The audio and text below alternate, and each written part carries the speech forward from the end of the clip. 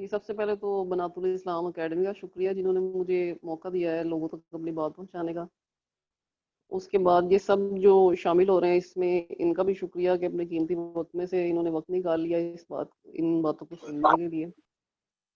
تو سب سے پہلے تو موضوع پہ بات کرتے ہیں کہ شجرکاری میں ایسی کیا بات ہے جو کہ اس کے بارے میں ہم بات کریں، اس کے لیے ہم نے وقت نکالا ہے بات کرنے کے لیے، بات سننے کے لیے، تو کیوں نکالا ہے، کیوں ضروری ہے اس کے بارے میں بات کرنا؟ تو سب سے پہلی وجہ تو اس کی ہمارے پاس یہ ہے کہ کیونکہ اللہ نے اس کا ذکر قرآن میں بار بار کیا ہے، شجرکاری کا، درختوں کا، باغات کا۔ اس کے بعد حضرت محمد صلی اللہ علیہ وسلم نے اس کا ذکر کیا اپنی احادیث میں درختوں کے بارے میں، ان کی اہمیت کے بارے میں۔ تو سب سے پہلی وجہ تو یہی ہے کہ ہم نے اس کے بارے میں بات کرنی ہے۔ پھر اس کے فوائد، اس کی ضرورت کیا ہے، کیوں کرنا چاہیے یہ، اور کیسے کیا جا سکتا ہے، اس سب پہ بھی بات کریں گے۔ تو سب سے پہلے قرآن کے حوالے سے ہم دیکھتے ہیں کہ اللہ تعالیٰ نے اس کا ذکر کس طرح سے کیا ہے۔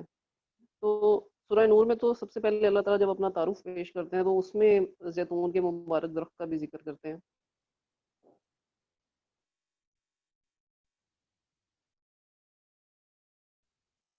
اس کے علاوہ بے شمار قرآن کی آیات میں جنت کے باغات کا ذکر، ندیوں کا، انعام کا خاص ذکر کیا جاتا ہے۔ تو ضرور جنت کے باغات کا بھی ذکر ہوتا ہے، اس میں انگوروں کے درخت اور انجیر کے درخت اور کھجور کے درخت اور ان سب درختوں کا ذکر اللہ تعالیٰ بار بار فرماتے ہیں۔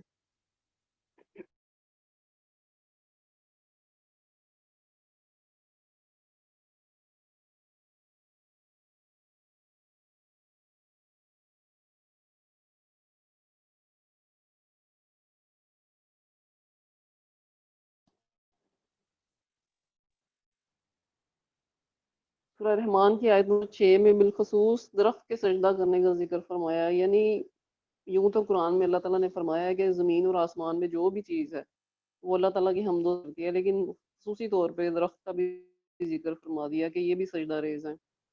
اس کے علاوہ سورہ نخل میں اگر آپ 11 پڑھیں تو اس میں اللہ تعالیٰ فرماتے ہیں کہ اسی سے وہ تمہارے لیے کھیتی اور زیتون اور کھجور اور انگور ہر قسم کے پھل اگاتا ہے، بے شک ان لوگوں کے لیے تو اس میں بڑی نشانی ہے جو غور و فکر کرتے ہیں۔ اب جو غور و فکر کرنے والے ہیں ان کے لیے واقعی بے شمار نشانیاں ہیں۔ اگر آپ غور کرنے والے ہیں تو آپ دیکھیں گے کہ کس طرح ایک بیج سے اللہ تعالیٰ کس طرح پودا اگاتا ہے، وہ پودا درخت بنتا ہے اور بے شمار بے حساب اس پہ پھل آتے ہیں، پھول آتے ہیں۔ یہ صرف اللہ ہی کی قدرت ہے، کوئی اللہ کے علاوہ کوئی اور یہ کام نہیں کر سکتا۔ تو غور و فکر کرنے والوں کے لیے بے شمار نشانیاں ہیں۔ ایک ہی زمین میں سے، ایک ہی رنگ کی مٹی میں سے بے شمار رنگ کی سبزیاں اگا دیتا ہے، بے شمار رنگ کے پھول کھلتے ہیں۔ کوئی ایسا رنگ نہیں ہوگا جس رنگ کا آپ کو پھول نہ ملے، ہر رنگ کا پھول ملے گا آپ کو، ہر طرح کی سبزی، ہر مختلف رنگوں کی سبزیاں ملیں گی، پھل ملیں گے۔ تو یہ اللہ تعالیٰ کی وہ نشانیاں ہیں جو غور و فکر کرنے والوں کو نظر آتی ہیں۔ اس کے ساتھ ساتھ اللہ تعالیٰ نے اس کی اہمیت بھی واضح کر دی۔ سورہ بقرہ کی آیت نمبر 205 میں فرمایا کہ جب وہ لوٹ کر جاتا ہے تو زمین میں فساد پھیلانے کی اور کھیتی اور نسل کی بربادی کی کوشش میں لگا رہتا ہے۔ اللہ تعالیٰ فساد کو ناپسند کرتا ہے، یعنی کہ یہ فساد کرنے والوں کی ایک نشانی بتائی ہے کہ وہ کھیتیاں خراب کرتے ہیں، وہ کھیتیاں برباد کرتے ہیں۔ تو جو لوگ امن پسند ہیں، جو امن پھیلانا چاہتے ہیں، جو امن کی بات کرتے ہیں، وہ کھیتیاں برباد نہیں کرتے بلکہ ان کی حفاظت کرتے ہیں، ان کی نشو و نما کے لیے محنت کرتے ہیں۔ اسی طرح احادیث کی اگر بات کریں تو احادیث میں بھی بے شمار ہمیں اس طرح کے ریفرنس ملتے ہیں جس میں درختوں کے بارے میں ہمیں ان کی اہمیت کا اندازہ ہوتا ہے۔ جس طرح حضور صلی اللہ علیہ وسلم نے فرمایا کہ کوئی ایک شخص اگر درخت یا کھیتی لگائے، اس میں سے کوئی انسان، پرندہ، چوپایا کچھ بھی اس میں سے، مطلب ان میں سے کوئی ایک دانہ بھی کھا لیتا ہے تو وہ اس شخص کے لیے صدقہ بن جاتا ہے جس شخص نے وہ کھیتیاں درخت لگایا ہے۔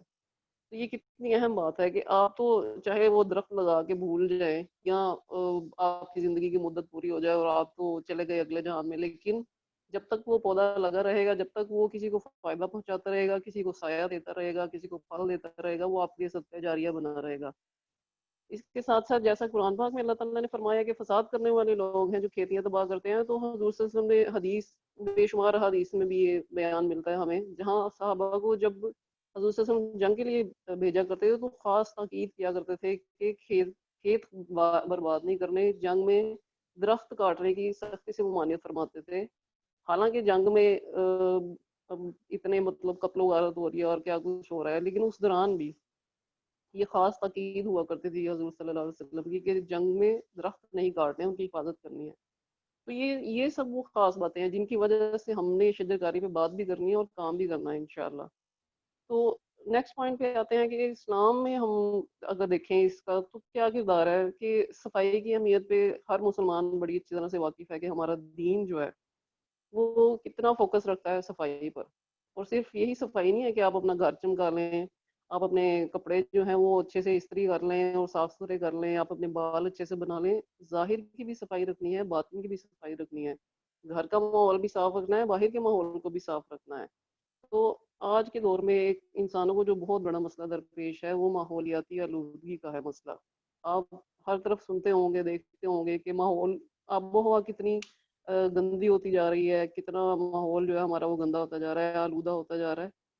تو یہ کیوں ہو رہا ہے آلودہ؟ یہ کوئی اور تو لوگ آ کے نہیں کر رہے نا، ہم انسان ہی کر رہے ہیں.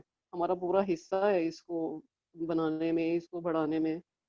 جیسا کہ ہم لوگ گاڑیوں میں بھی سفر کر رہے ہیں، ہم نے موٹر بائکس بھی رکھی ہوئی ہیں، ہم آٹو رکشا میں بھی سفر کرتے ہیں، بسوں ویگنوں میں سفر کرتے ہیں. وہ سارا دھواں جو نکلتا ہے ٹریفک کا وہ ماحول کو آلودہ کرتا ہے. پھر فیکٹریز میں سے جو کیمیکلز نکلتے ہیں ان میں بھی ہمارا پورا پورا حصہ ہے. کیونکہ ان فیکٹریز میں جو پروڈکٹس بن رہی ہیں وہ ہمارے ہی استعمال کے لیے بن رہی ہیں، وہ کسی خلائی مخلوق کے لیے تو نہیں بنتی. تو ان پروڈکٹس کو تو ہم ہی استعمال کرتے ہیں نا، تو ظاہری سی بات ہے ہمارا حصہ تو شامل ہو گیا اس کی آلودگی میں بھی.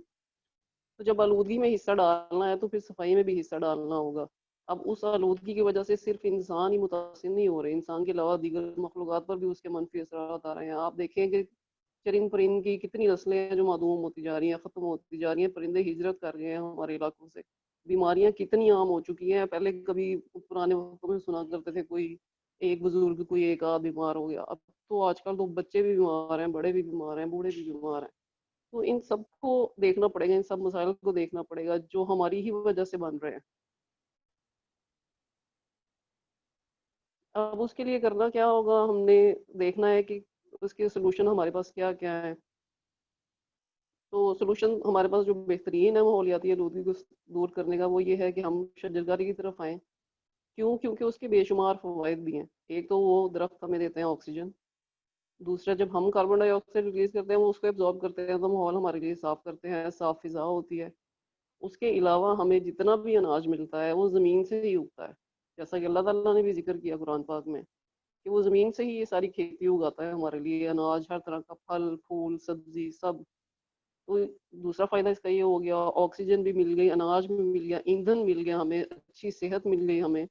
اور جدید ریسرچ کے مطابق تو یہاں تک بھی کہا گیا ہے کہ ڈپریشن کا ایک بہت اچھا حل ہے یہ شجرکاری گارڈننگ. جو ڈپریشن کے مریض ہیں، انگزائٹی ہے جن کو، وہ بیج سے پودے اگائیں اور پھر دیکھیں کہ ان کی ہیلتھ پہ کتنا اس کا مثبت اثر آتا ہے. اور جب بھی ہم پیچھے ہم نے جیسے ذکر کیا کہ اللہ کی نشانیوں پہ غور و فکر کرنے والے، تو یہ جب ہم ان نعمتوں پہ غور و فکر کرتے ہیں تو کیا ہوتا ہے کہ اللہ کی محبت دل میں پیدا ہوتی ہے. جب اللہ کی محبت دل میں پیدا ہوتی ہے، اللہ کا قرب دل میں پیدا ہوتا ہے تو قدرتی سی بات ہے کہ دل کو سکون ملتا ہے. تو ہے نا قرآن پاک کی آیت کہ بے شک اللہ ہی کے ذکر میں دل کا سکون ہے. تو جب آپ شجرکاری کرتے ہیں، بیج لگاتے ہیں، پودے اگاتے ہیں، جب ان اللہ کی نشانیوں پہ غور کرتے ہیں کہ کس طرح وہ بیج سے ایک جاندار پودا نکال رہا ہے، اس سے ہمیں پھل پھول ملتے ہیں، تو یہ آپ کے دل میں اللہ کی محبت بڑھاتا ہے اور دل کو سکون پہنچاتا ہے. جب دل کو سکون ہوگا تو پھر صحت بھی اچھی ہوگی، نیند بھی بھرپور آئے گی، آپ کے جسمانی اور روحانی مسائل بھی حل ہوں گے. تو شجرکاری کے بہت بیسک سے فائدے تو یہ ہو گئے. اس کے علاوہ بھی بے شمار ایسے درخت، ایسے پھول، ایسے پھل ہیں جن سے میڈیسن بھی تیار ہوتی ہے. مطلب ہمارے ہی لیے، ہمارے ہی علاج کے لیے، ہماری ہی بیماریوں کے علاج کے لیے ادویات میں بھی وہ استعمال ہوتا ہے. جس طرح سوہانجنا ہے، نیم ہے، اور بھی بے شمار ایسے پھل اور پھول ہیں. کسی کی چائے اچھی بنتی ہے، صحت کے لیے اچھی ہے، کسی کا پتوں کا پاؤڈر بنا کے استعمال کیا جاتا ہے، وہ صحت کے لیے بہت اچھا ہے. تو کرنے والے کام اب یہ ہے کہ ہم نے اس میں اپنا حصہ ڈالنا ہے. ہم نے یہ فوائد خود بھی حاصل کرنے ہیں اور دوسروں تک بھی پہنچانے ہیں. ہم نے اپنے گھر کی آب و ہوا بھی اچھی کرنی ہے اور گھر کے باہر کی آب و ہوا بھی اچھی رکھنی ہے. تو سب سے پہلے تو یہ کیا جا سکتا ہے کہ آپ کسی نرسری سے پودے خریدیں، ان کو روڈ سائڈ پہ، گرین بیلٹس پہ، پبلک پلیسز پہ لگوا دیں، جس میں زیادہ کوشش یہ ہو کہ جو فائدہ پہنچانے والے درخت ہیں، جو جو سایہ دار درخت ہوتے ہیں وہ لگائے جائیں، یا سہانجنا ہے، نیم ہے، بیری کا درخت ہے، جن کے پتے بھی فائدہ مند ہیں، جن کا پھل بھی فائدہ مند ہے، اس طرح کے شجر جو ہیں لگوائے جائیں. لیکن خواتین کے لیے اس کے بعد سب سے بیسٹ آپشن جو آتا ہے وہ ہے کچن گارڈننگ کا، ہوم گارڈننگ کا. اور کوئی راکٹ سائنس نہیں ہے،